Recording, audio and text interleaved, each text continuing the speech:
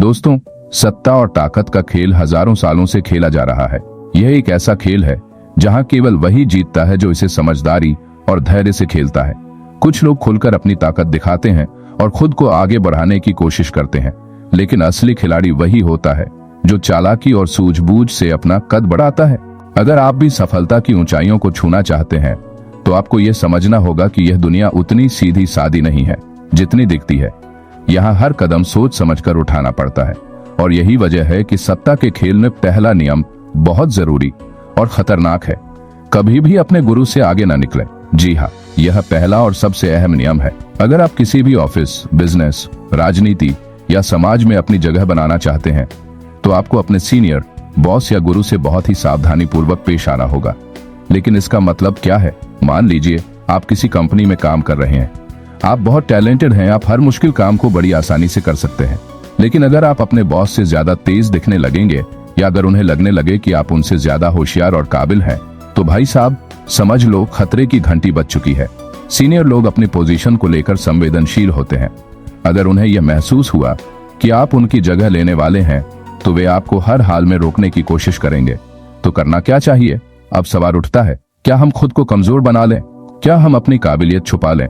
बिल्कुल नहीं, लेकिन हमें समझदारी से खेलना होगा। ये 5 चीजें अपनाओ और देखो कैसे सत्ता तुम्हारे कदम चूमेगी। 1.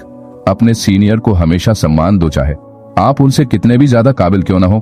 कभी भी उन्हें यह महसूस मत होने दो कि आप उनसे आगे निकल सकते हो। उनकी तारीफ करो, उनकी सलाह मांगो और उन्हें यह भरोसा दिलाओ कि वे आपसे बेहतर हैं।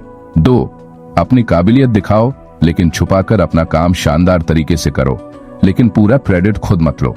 कभी कभी सारा क्रेडिट अपने सीनियर को देने से भी आपको लंबे समय में फायदा मिलता है। सीनियर खुश रहेगा तो आपको प्रमोट करने से नहीं कतराएगा। 3. अपनी रणनीति बनाओ। सत्ता का खेल कोई रेस नहीं, बल्कि एक लंबी जंग है।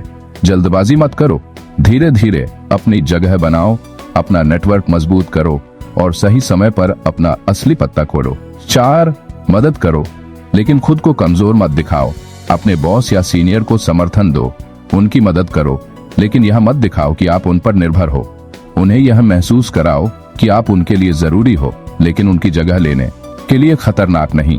5. संयम रखो और सही वक्त का इंतजार करो।